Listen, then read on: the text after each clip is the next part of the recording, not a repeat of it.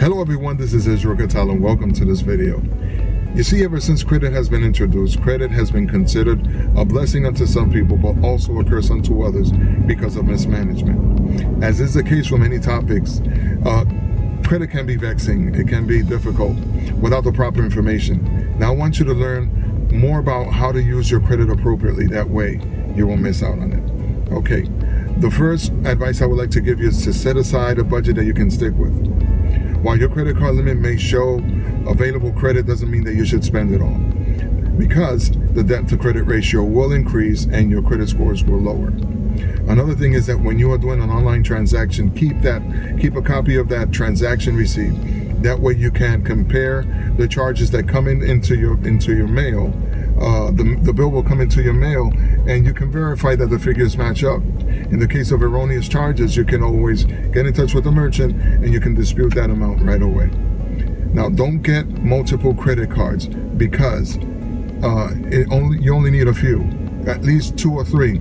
That way, it won't be complicated for you to keep track of your spending, and then the debt will not be accumulative. And that way, it won't stack up and it will be impossible to pay it all. Now, if you want to rebuild your credit reports, I want you to follow these simple steps with positive credit history.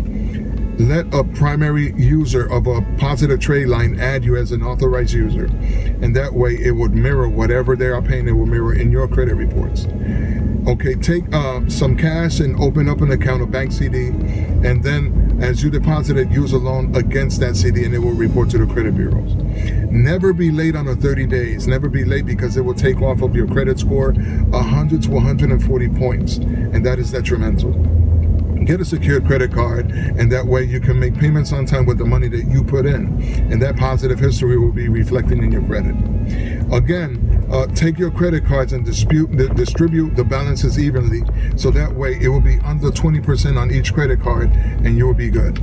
Have a good credit mix. That way you can establish different types of credit, like mortgage, car loan, credit card accounts, and that will make the proper mix.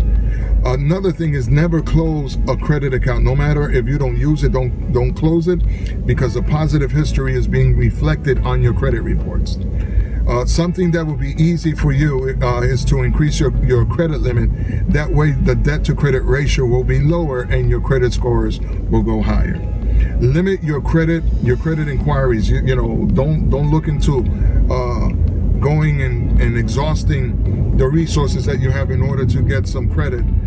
Please do not limit yourself with the inquiries.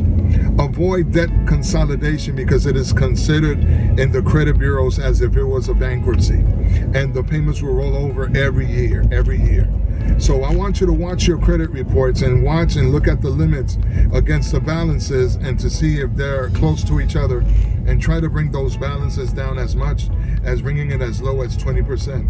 And all those payments will be updated in your credit reports, and in a matter of days or perhaps in the end of the month, the creditors will be reporting and updating all those payments that have been given by all of those customers.